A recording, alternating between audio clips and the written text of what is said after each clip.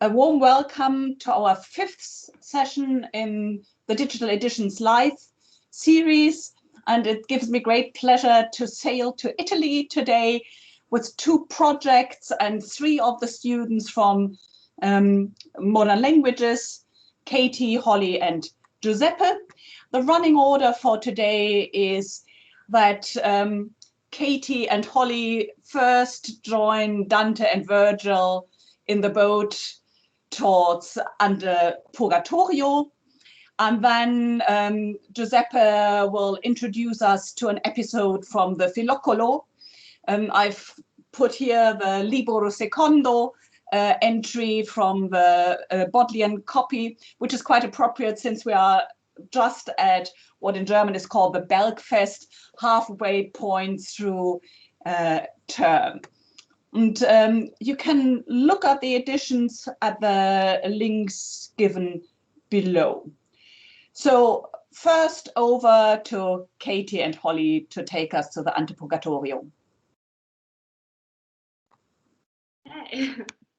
Hi everyone, and thanks so much for coming to our launch today. We're going to talk you through the work that we've been doing on MS Canon.Ital 108. We're just getting our PowerPoint up now. And hopefully you can see it. Yes. Okay, great. So we worked on the MS Canon.Ital 108. Here are some images, first a screenshot from the facsimile and then some photos that I got to take in person when I saw it. So the MS Canon.Ital 108 is a manuscript, or more accurately a codex, in the Bodleian of Dante's Divine Comedy, which was certainly at the top of the medieval bestsellers list and is a text written in Dante's Tuscan dialect, which became the national language of Italy. What we know as Italian, and modern Italian is for that reason quite similar to medieval Italian, relatively. So this manuscript dates from the 3rd quarter of the 14th century. And as the comedy was written in the 14th century with the fictive journey set in 1300, this is a really early manuscript. There are almost 800 surviving manuscripts of Dante's comedy, if we include partial and fragmentary copies, making it second only to the Bible. The MS Canon.Ital 108, however, was not included among the 27 early manuscripts used by Petrocchi to make his famous Edizione Nazionale, which was published on the 7th centenary of Dante's birth in 1965. And this year, 2021, marks the 7th centenary of Dante's death. So a lifetime has passed since Petrocchi's historical publication. Katie and I thought it would be interesting to draw attention to the idiosyncrasies of this lesser-known early manuscript, which is enriched by intricate illustrations, decorative historiated initials at the beginning of each cantica, and red curlicued letters at the beginning of each terzina. Occasional pages have a decorative border, and some folios contain a lot of marginalia. In terms of the page en scène, there are 2 columns of text with space at the bottom for illustrations. Some of the boxes designated for illustrations have been left empty, while others have been cut out, as you can see in the first image here. The section of Ante-Purgatorio, which our digital edition turns on, is relatively intact and well decorated, and we will spotlight a few of the illustrations later in this presentation. The manuscript is made from parchment and has brown leather binding, which was added later. The last page of parchment is quite a bit more damaged than the other pages due to its proximity to the outer edge of the manuscript, and it might have even functioned as the protective outer cover for a while. The leather binding shows where, especially on the front page, on the front is damaged, and the Bodleian acquired the manuscript from Matteo and Giuseppe Canonici in 1817 and only uploaded the facsimile of the pages in, I believe, 2018. And this facsimile proved extremely useful last term when Kate and I were working purely online on this project. So in terms of why we chose this manuscript and this section of the text to work on, the manuscript itself is really beautiful and as of yet relatively understudied. Holly and I have both enjoyed studying Dante as part of our undergraduate degrees and our master's courses, so we knew we wanted to work on a manuscript of the comedy. In our manuscript, each canto takes up about 1 3/4 pages, so Ante-Purgatorio spans from folio 32 to folio 40. The Divine Comedy is a poem made up of 3 parts, or canticles: Inferno, Purgatorio, and Paradiso, or Hell, Purgatory, and Paradise. Holly and I both have a particular fondness for Purgatorio out of the 3 because of the specific mechanics of the realm and the themes and ideas found in this section of the poem. So we chose to focus on the first 9 cantos of Purgatory, and this section of the text depicts Dante and Virgil's journey through an area called Ante-Purgatory. In Dante's idea of the afterlife, Purgatory is an enormous mountain on the southern hemisphere. As you work off your sins, you make your way up the mountain, and when you get to the top, you're ready to ascend to paradise. In his structure of the mountain, he created a section at the bottom where you would have to wait to begin working off your sins if you only repented very late in life or were excommunicated. So Ante-Purgatory functions like a sort of waiting room before the souls of the dead can eventually enter Purgatory proper and begin the process of purgation. I've worked on Ante-Purgatory a little bit in the past, but from a very different perspective, looking at the music which is performed by characters within the text in this area. And that culminated in a concert last year called Dante and the Music of Ante-Purgatory. So I was particularly excited to be returning to looking at Ante-Purgatory this year, but with much more of a focus on the way in which the text has been preserved in the manuscript that we've chosen. Having only used modern editions of the comedy in the past, I didn't have much of an appreciation of the transmission history of the text or the editorial choices that had been made in any modern versions I might have been using. So this was a really good opportunity to approach a section of the text that I was already familiar with from a new angle. The scope of our project was quite big, as there are various elements involved in making a digital edition. And as neither of us had any prior experience in paleography or encoding, it was quite a big learning curve. After selecting these 9 contiguous cantos of Ante-Purgatory, we had to learn how to decipher the bastardized Cancelloresca script in order to create accurate transcriptions. We also then had to learn how to encode using XML software, and we used Oxygen. So our digital edition ended up consisting of 3 columns if we exclude the About section, where we outline our editing principles. And these are the facsimile and the transcriptions and a translation, which is a standardized medieval Italian version. And they are all linked together, so you can click on the link with the folio and the facsimile will move to that folio, so you can follow along. While we were still in the conceptualization phase of the project, we did consider including an English translation of Ante-Purgatory to bring the digital edition to an Anglophone readership. However, this was just beyond the scope given the time restraints, and it seemed much more important to include a standardized Italian version. We do hope that in future, other history of the book students might want to expand on this project by spotlighting other aspects of this wonderful manuscript, either by adding English or other language translations, or perhaps focusing on the marginalia or the illustrations, using our work as a springboard. To draw attention to our project and to celebrate our chosen manuscript, we also decided to create and manage a Twitter account with the handle @Ante_Purgatory called Dante in Detail. And as you can see, we have 57 tweets on this account at the time of the screenshot. We had a lot of fun posting to this account and used our social media quite freely. We posted images from the rest of the Purgatorio, not wanting to limit our posts to only the 16 folios of the section of Ante-Purgatory.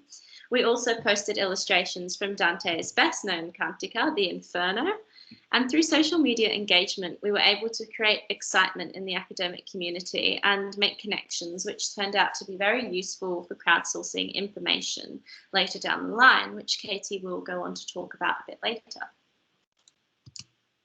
So in terms of our principles and the choices that we made, as Holly mentioned, our original plan was to provide a semi-diplomatic transcription and then a translation into English alongside images of the manuscript.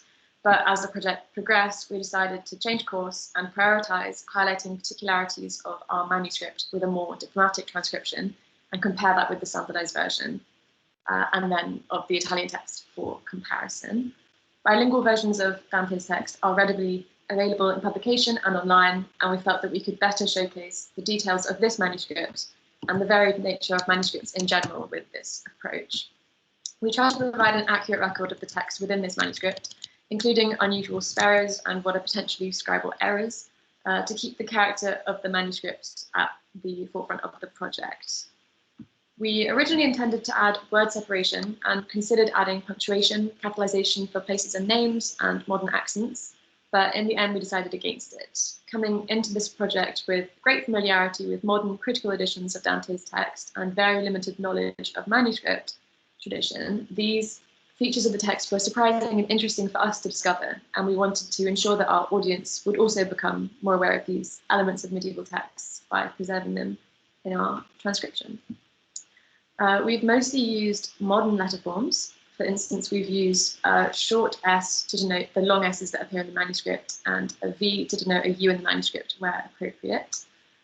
We've retained et where it appears rather than converting this to the modern E.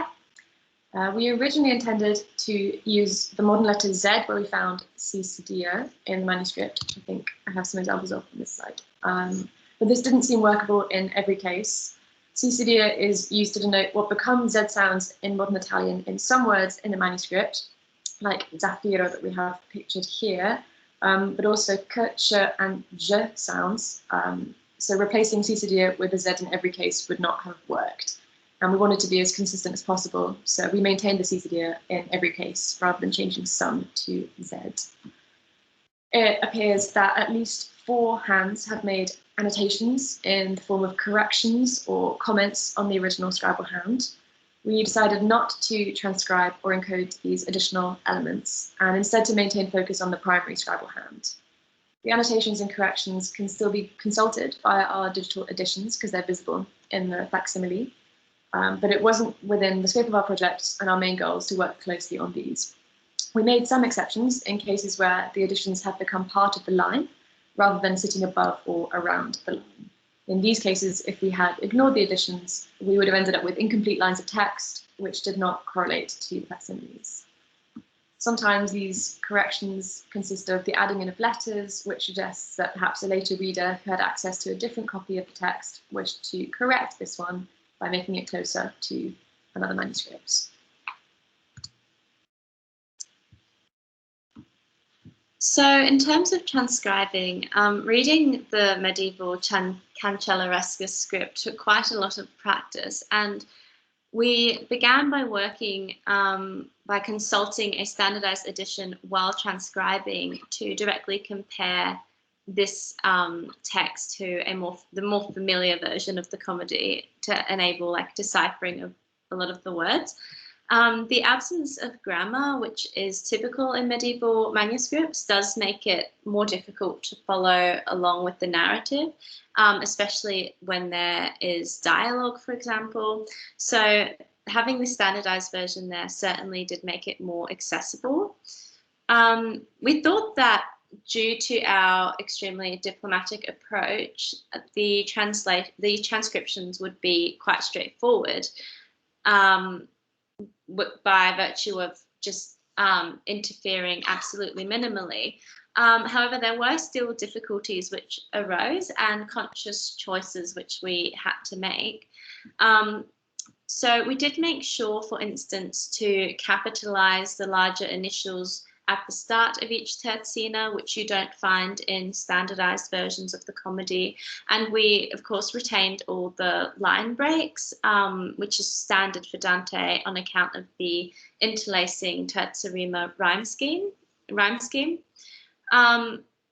But some of the hurdles that we faced included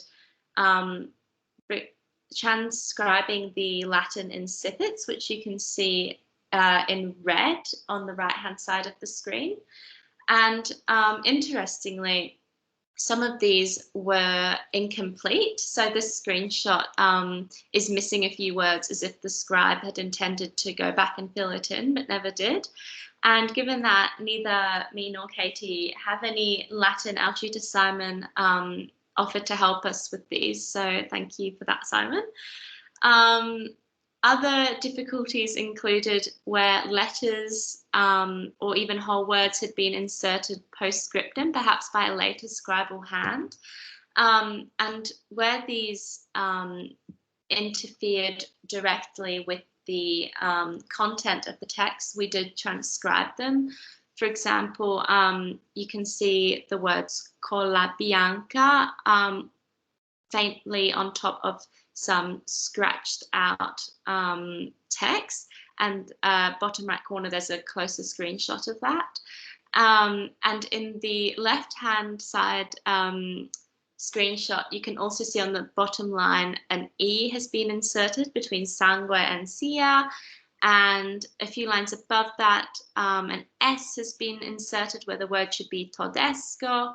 And there were a few occasions of these. So we did transcribe letters like those in, while largely ignoring marginalia, as you see in the middle screenshot, for example. And what was interesting was when I finally saw the manuscript in person, I could feel where the words had been removed, that the parchment was definitely rougher in texture. So it was great to see all the traits of this physical object and to see it in person too, quite literally in the flesh. So yeah. The encoding that we did wasn't too elaborate. You can see the two views of the Oxygen program that we used here. Our initial task was to encode all of the lines and line groups individually. We encoded the historiated initials at the beginning of each canto and the larger initials at the start of each tercina, which is why they show up larger and in red on our online edition.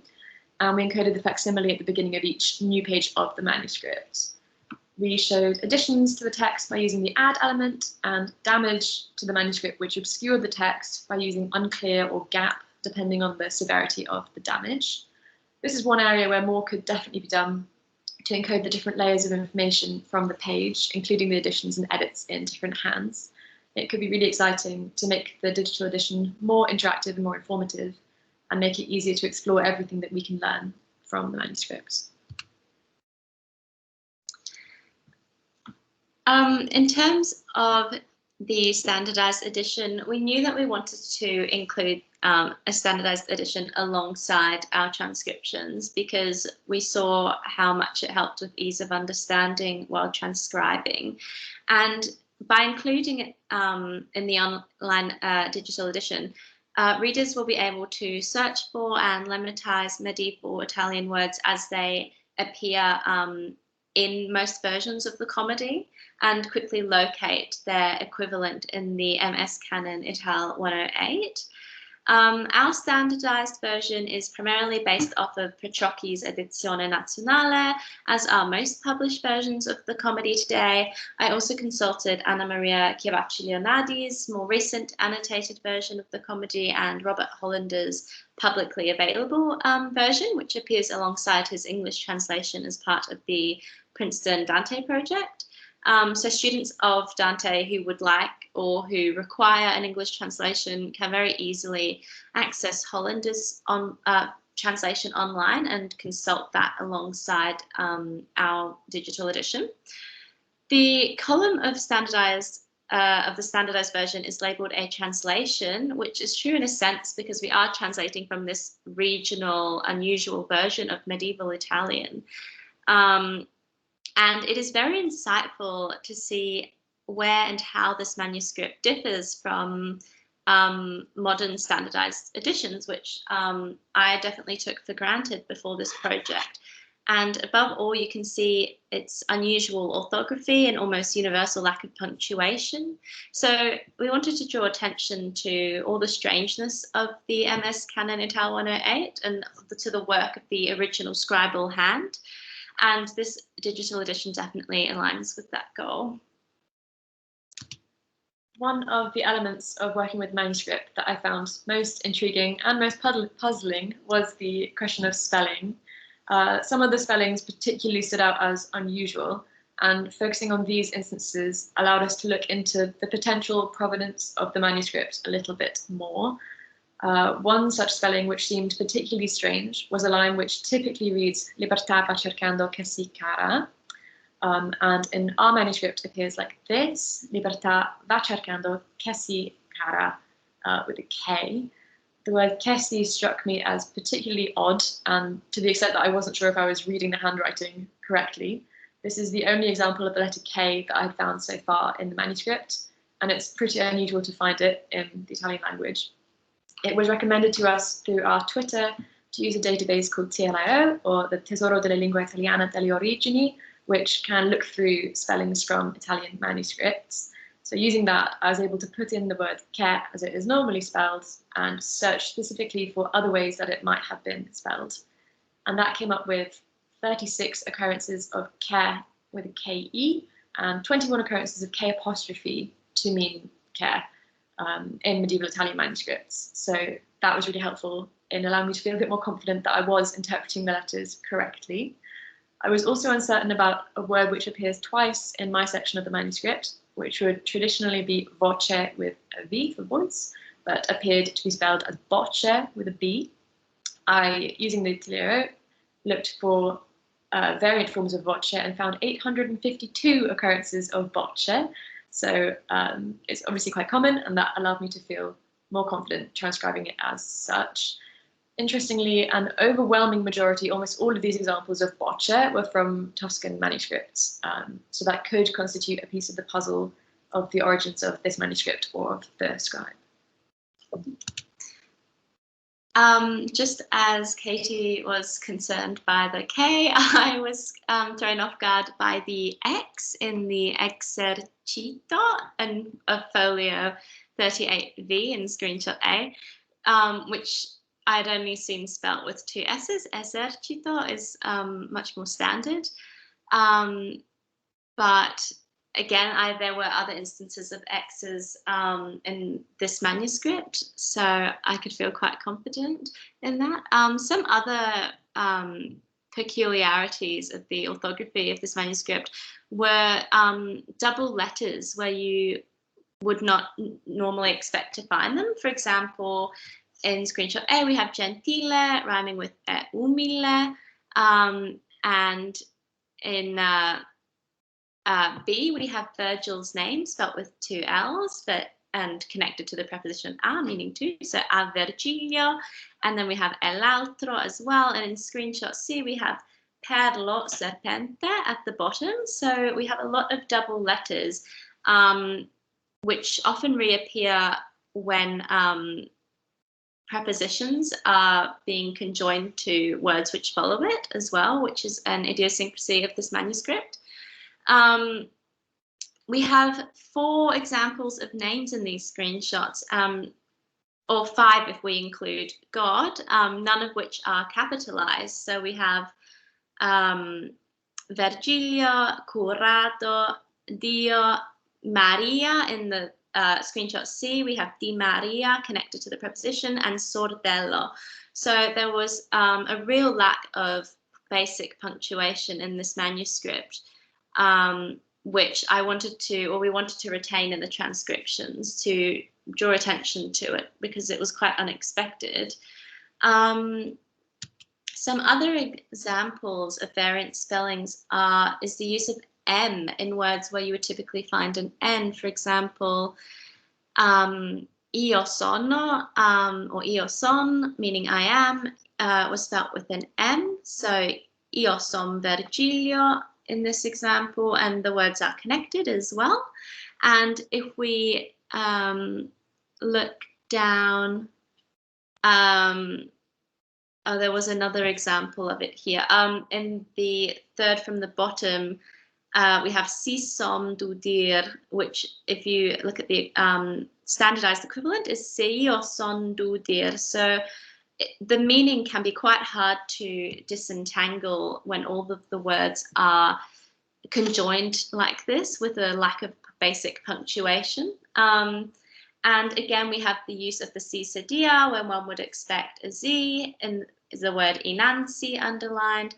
And here we have a single letter where one would expect a double letter, conversely to the overabundance of the double letters. So there are some quite interesting examples of where the spellings vary in this manuscript. Moving on to our Twitter account, we primarily used social media to share the illustrations from the manuscript, since we thought they'd be a good way to draw attention. The images are really varied and in some cases really fun.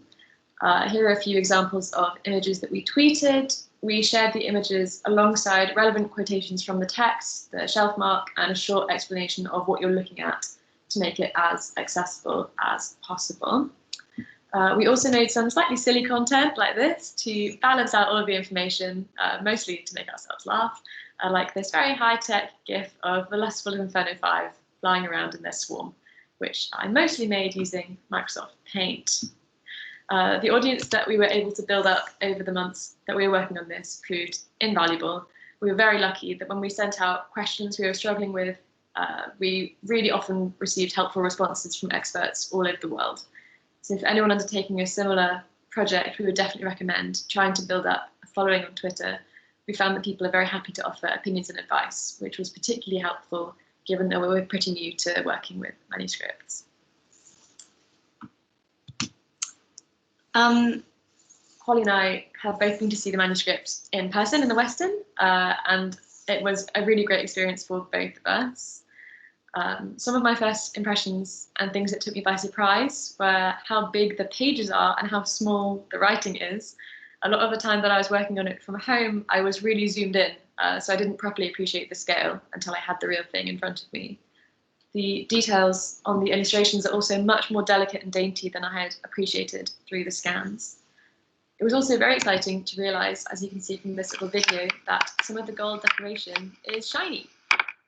So overall, it became very clear to me that the pictures don't do it justice.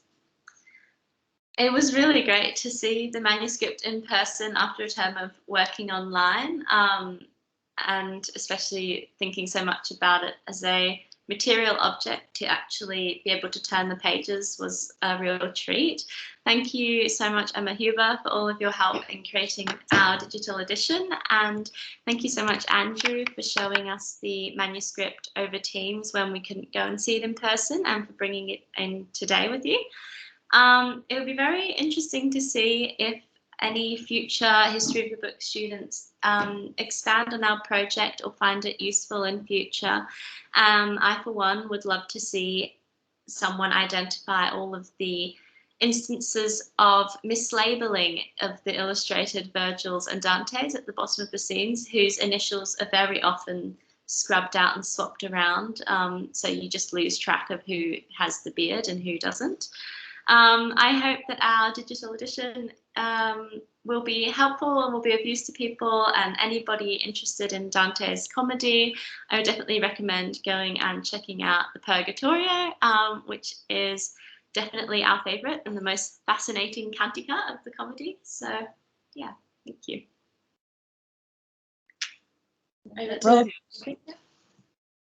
Thanks for including also the thank you to Andrew and Emma, who have been mainstays throughout the digital editions course. And I think it's now over to Andrew, actually. Or do you have more? No, over to Andrew. Yeah.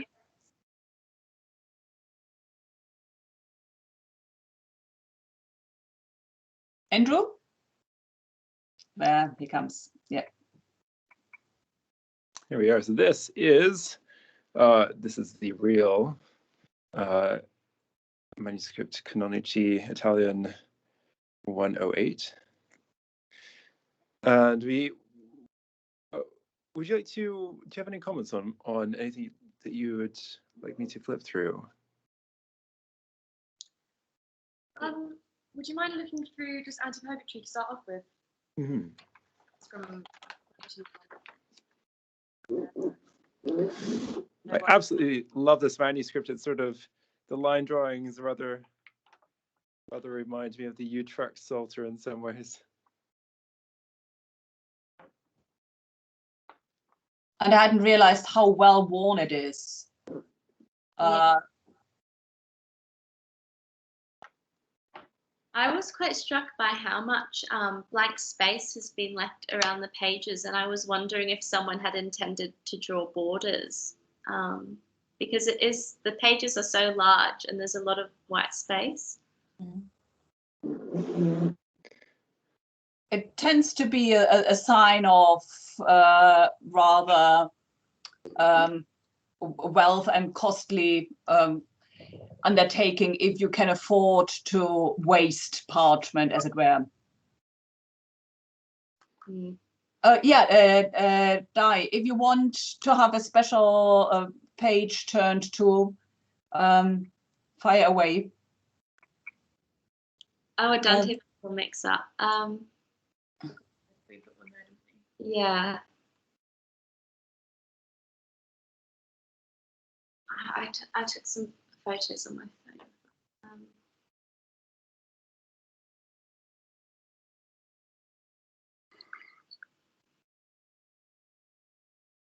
I think this is one of the, during our sessions, this is one of the pages that we had a bit of fun with.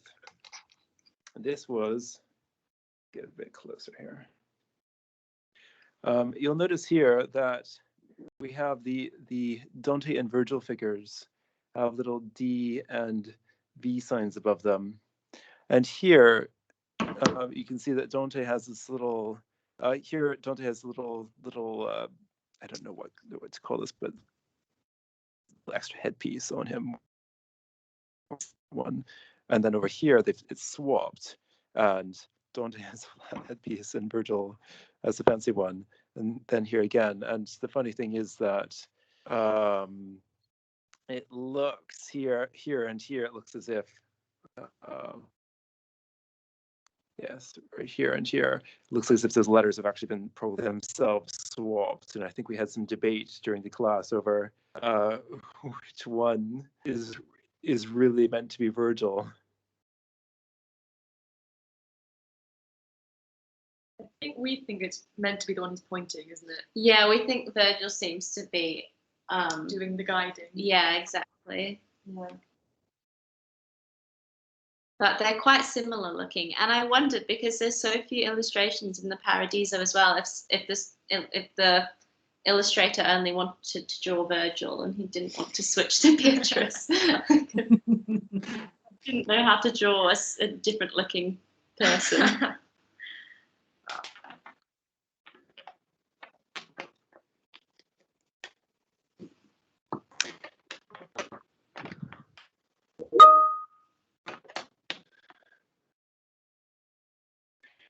If we go Yeah, forward the question really is, Di, at what stage the identification of figures was done. So whether it was somebody putting it in beforehand to say, there you should portray him, or rather a reader's attempt in aligning what they were reading in the text with the illustrations, which I think is more clear. And that's thanks, Andrew, for pulling out the very strange crucifix and the rubbed out elements there. And it's also, if I may, it's also quite common for the figures to be labeled at the illustration process in Commedia manuscripts. So you see this, for example, in Holcomb Misc 48. You see this in a lot of the Vatican holdings. So it's a kind of, it's fairly standard practice to have not just Dante and Virgil, but also identifiable sin or identified or identifiable sinners labeled as well as part of the kind of illustrative framework. So it's and it is interesting because it's not the most striking differentiation between Dante and Virgil that I've seen in a Dante manuscript, but equally there is a kind of clearly there are two types being used throughout, aren't there? So Yeah, it's intriguing given that that's such a they're such core figures to have them then mislabeled and sometimes apparently corrected to be incorrect. Yes. In at least one instance. Yeah, really fascinating.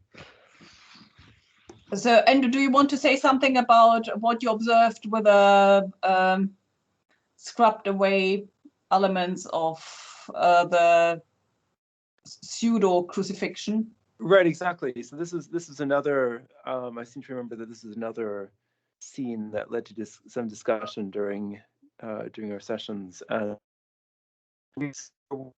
you can see here that we have a crucified figure that's labeled as Aman, and but it looks as if there's been some rubbing around his head, and so we're wondering whether the illustrator had whether he had been mistakenly drawn as sort of being a Christ, whether he had sort of a nimbus around his head, perhaps, whether someone had tried to correct this, or so whether it's an instance of correction, or whether it's just a later use of the manuscript of perhaps somebody kissing that image. Question would also be if the illustrator rather worked from another illustration cycle than from the text itself, and then somebody going through it and correcting misconceptions that the illustrator had from not knowing what it really referred to. So somebody seeing somebody hanging like Aman from a bar, immediately associating the crucifixion, and then the corrector going through it and saying, no, this isn't a crucifixion. It's quite the opposite. Exactly. Holly and Katie, are there any other pages you would like to draw particular attention to? We could pop to one of the Paradiso ones that's got loads and loads of annotations if there's one you can easily find, Andrew, just because Paradiso looks so different to the first two canticles. There's no illustrations, and some of them are so heavily annotated. It's quite a contrast. Yeah. It's not really a bit that we worked on a lot, but just for the sort of visual contrast, it's It's quite a different form of use, whether you have it to enjoy fun scenes or to study it and comment upon it. Yeah. All right, we might have time to come back to the manuscript in the end. If there isn't a particular image you would like to show, I would switch over now to our other Italian topic, the Filocolo by Boccaccio, in one of the two manuscripts that are in Oxford, and I would hand over to Giuseppe. Yeah, sure. Hello, everyone. Hope you can hear me well. Yes. 1 minute. I will share my presentation. Can you see it full screen? Yes, perfect. Well done. Okay. First, thank you, Holly and Kate. It's been very exciting. I know Boccaccio probably has less fans than Dante. But well, yeah. So for my History of the Book project, I decided to work on a manuscript of Boccaccio's Filocolo, which is not a work as famous as the Decameron, but it's interesting in its own right. So I basically wanted to explore all the different options offered by this course. So for the palaeography part, I gave attention to the manuscript as a physical object and tried to analyze some of its features. For the history of the book component, I tried to trace briefly its origin and especially explore the collection to which it belongs. And finally, of course, for the digital humanities part, I decided to produce a brief, a digital edition of a brief but textually privileged extract, of which I will talk about in a minute. So, first of all, let's talk about the work itself. The Filocolo is considered the first romance in prose of Italian literature. It was composed by Boccaccio in Naples at the court of Robert of Anjou around the 1336 and the 1338. So it draws primarily upon a traditional story, the story of Florio and Biancifiore, which originated in a Byzantine environment and then widely spread across Europe in several vernacular languages. The first two examples known in refined literary versions are two old French poems dating from the 13th century.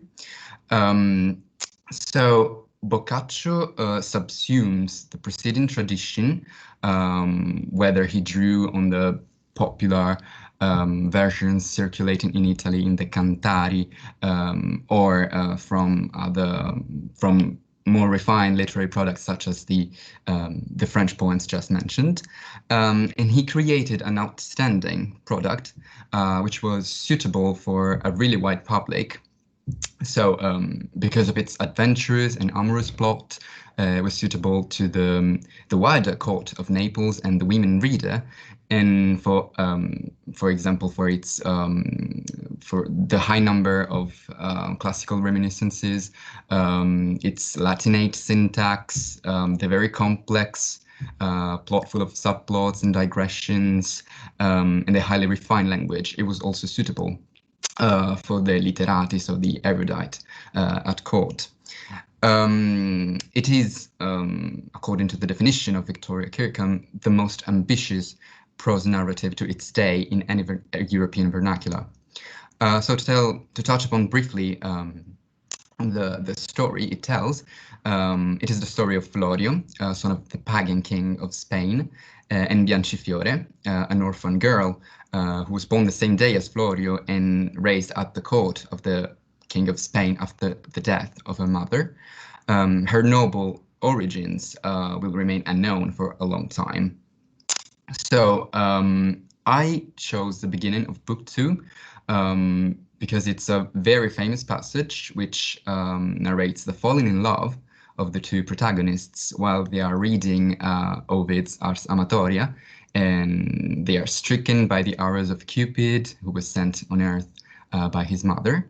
So this is the bit I selected for my digital edition. Of course, then the story continues because the preceptor and the guardian of the two youths find this out, inform the king and queen, so that they, being worried about Biancifiore's social standing, decide to separate the two youths and precipitate Florio's quest for his beloved in the far lands of Egypt. Of course, the two star-crossed lovers have a happy ending because the romance ends with the conversion of both Florio and the pagan king and the entire kingdom, and the two can finally marry. So I won't delve into the complex philological question of the uncertainty about the title. The title comes from the pseudonym of the protagonist as he decides to undertake his quest. Filocolo should mean, in the relatively scant knowledge of Greek of Boccaccio, labor of love. It actually shouldn't, to our knowledge of Greek, and that's why many editors and printers proposed different titles. Anyway, we traditionally use this as it was the one used by Filippo Giunti in his print edition from the 1594 in Florence. So this is the manuscript.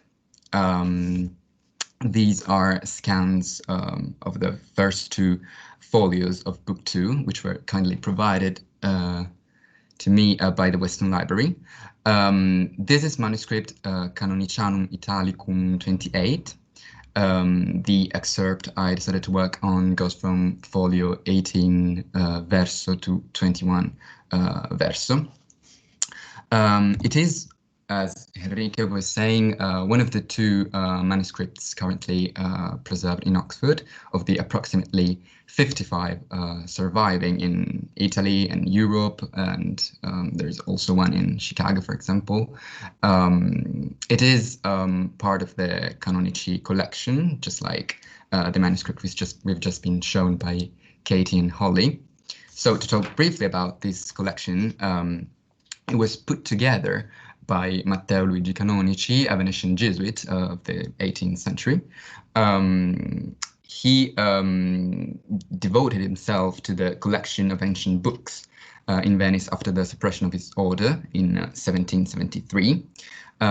He created an incredible collection full of books coming from the different corners of the world in so many different languages, from Arabic to Hebrew to Latin and Greek, Bibles in any language known, many texts in the different European vernaculars. After his death, the collection passed to Giuseppe Perisinotti,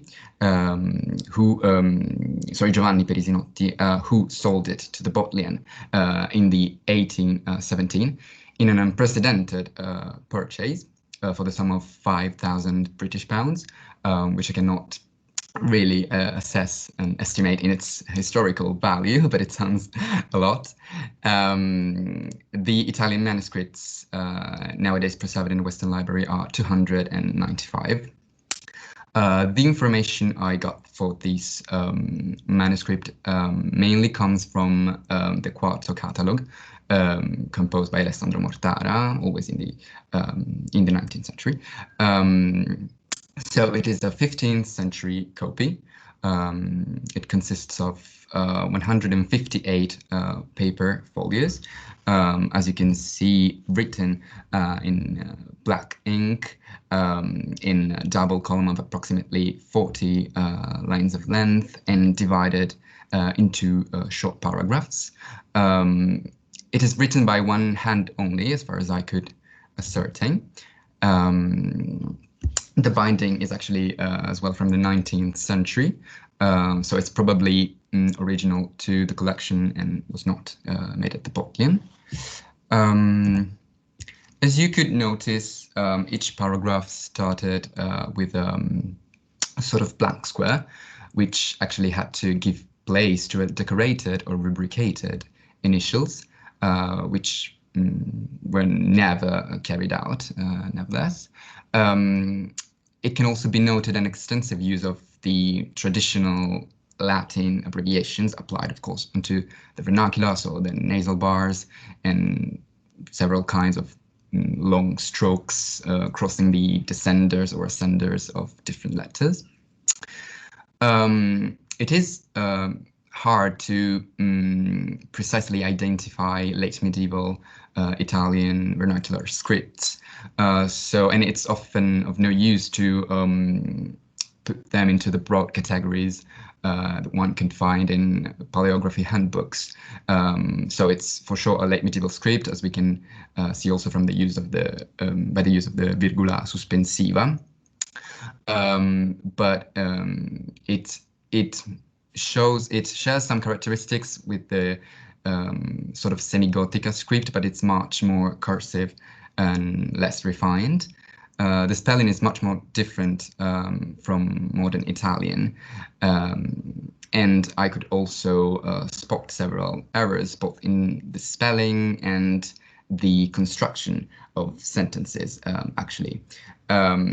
So it was hard to trace the specific origin of the copy, but I found interesting what Christian Beck observes, that the Filocolo was widely diffused among 15th century Florentine merchants.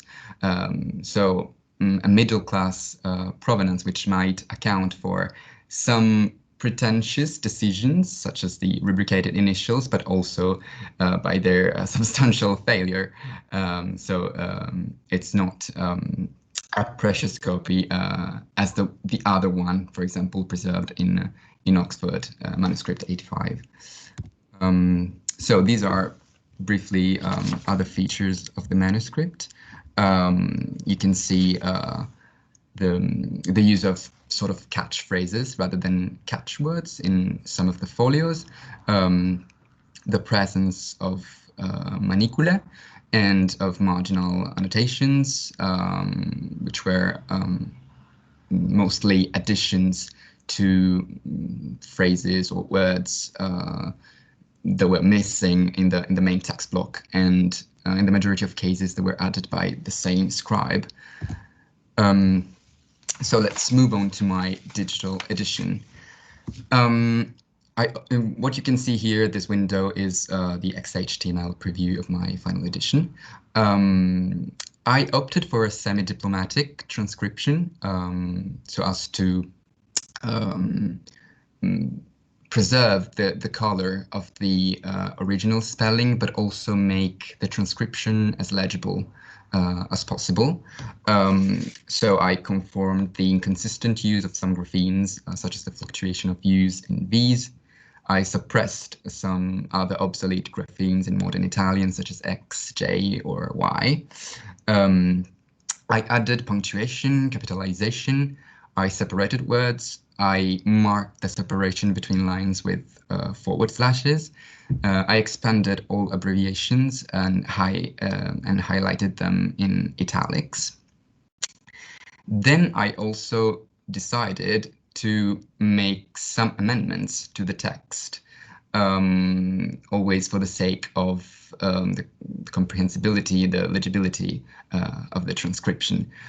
So a few of them were somehow conjectural, others were made by comparison with two modern critical editions, which I called L, the edition by Salvatore Battaglia from 1938, and Q, the edition by Antonio Quaglio from 1998. Then I used angle brackets to insert missing material, for example, the marginal annotations I showed you before, and square brackets when I expunged it. So, as in the case of pleonastic iterations of material or diplography.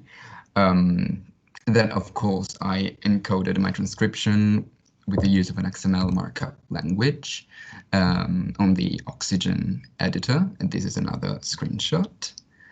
And this is a screenshot of the final version of my edition on the Taylor Editions website.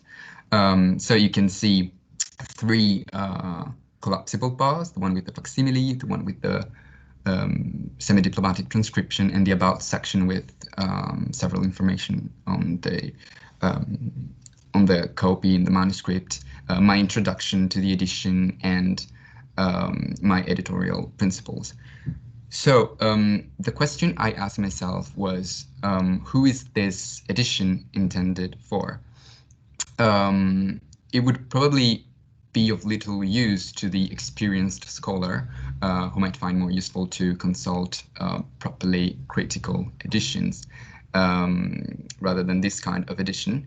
So I think that the ideal reader of this kind of edition is the high school or undergraduate student who might have read the episode of The Falling in Love of the Two Youths, which is very famous and included in many handbook anthologies, and might be looking it up on the internet, might come across this edition and be curious about how the episode appears in the original spelling of this 15th century copy.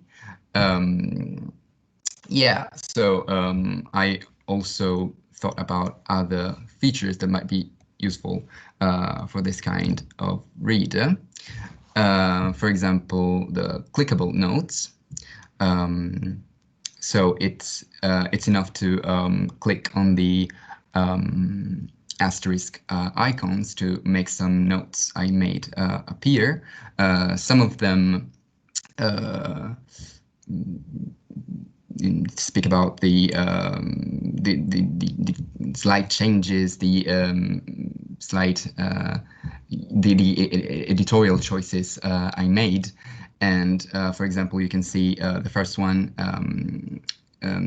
making clear that the libro, the book that the two youths were reading together while falling in love, is Ovid's Ars Amatoria, which is a piece of information we can only get if we read the end of the first book, which is of course not included in this edition. Then, for example, the fact that I highlighted the abbreviations is also something I thought for a student not to use to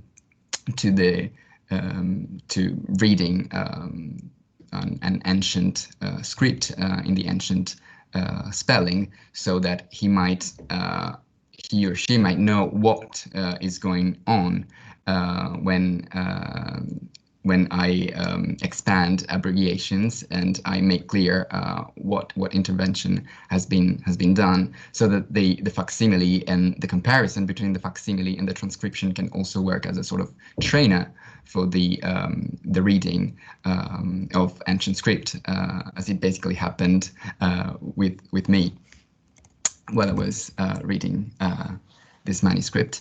Then I also thought about the sick core display option. So it is enough to hover with your cursor over some highlighted words to make them appear as they are in the original manuscript, in the cases when I decided to make some slight corrections in sentences which otherwise would have made poor sense. So again, a student might wonder what is happening in my transcription, why the two things do not correspond. And then, yeah, this is again the About section. It's just a couple of screenshots of the introduction I wrote, also because this is not, as I was saying before, a work by Boccaccio as famous as the Decameron or other works. So it's also important to know what are we going to read, what are we working on, and there is also some information on the copy itself. And of course, I declared my editorial principles, and I also added a couple of links to the modern critical editions I used by comparison, which are out of copyright on the internet. Yeah, and finally, I added some useful links to external resources, especially in my notes. So, for example, in the note I was showing you before, clicking on the name of Ars Amatoria, the reader is redirected immediately to the Perseus database, where the original Latin text of the work is kept and can be consulted. There are also links to the edition by Salvatore Battaglia stored in archive, which redirects immediately to the page I am referring to when saying something about the work, or when I want to introduce a new character in my note as she or he appears in the text while we read it. And finally, I added other links to other kinds of resources, such as articles or encyclopedias. In this slide, I show you, for example, a page on the Encyclopedia Britannica. So again, resources which might not be useful to the experienced scholar, who of course will know who Cupid is as he appears in the narrative, but which might nevertheless be interesting and captivating for younger readers. So yeah, that's it. And thank you for listening. Many thanks. Fascinating. So over to Andrew. And you can then guide us through some of the material features.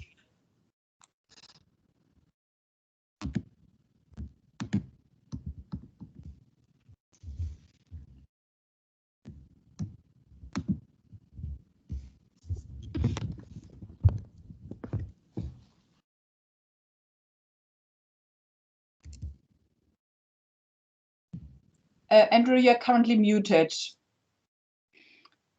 So Thank you. what we just seen is the binding, which Giuseppe mentioned, and the note. Yeah. Yeah. Say something about the note, Giuseppe? Yeah. This is pasted onto the verso of the first folio. It was used by someone who wanted to note the original title in, I think, the Editio Princeps of the work, printed in Florence, as the title on the book plate is not philologically correct. It just says the romanced story of Florio and Biancafiore. So yeah, it might have been useful for other readers.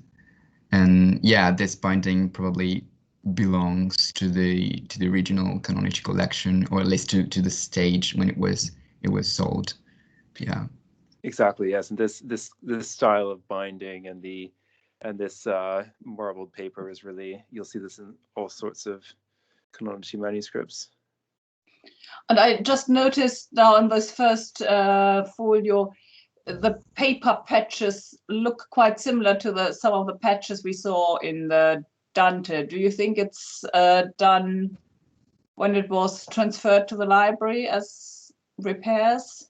No, we actually, so we decided that, so certainly some of the repairs to the Dante manuscript, or which I could pull out again, but so many of those were certainly done before the manuscript actually entered the Bodleian, because, for example, they're using fragments of a medieval Italian or a modern Italian register. Good. Yeah.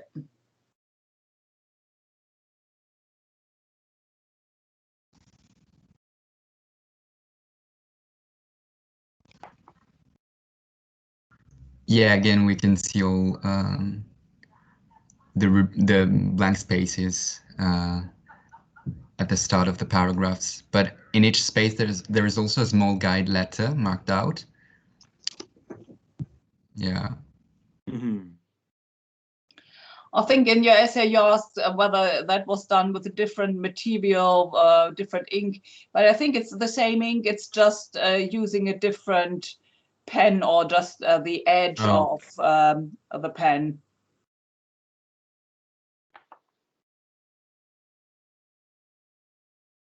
Yes, quite often those are written in such a way that they could be erased later on. Or that if you laid on thickly the gold or colors, they would vanish. Exactly.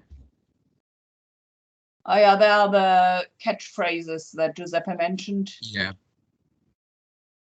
They are quite sporadic, actually. It turned into a kind of decoration feature, nearly. Yeah.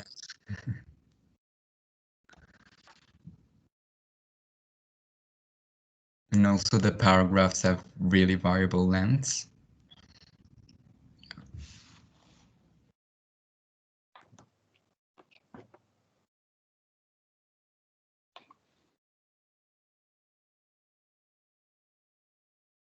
Any further special requests from the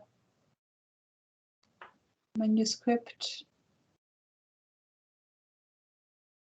Here you can see that somebody tried to make one of the rubrics at least, but didn't make too much progress.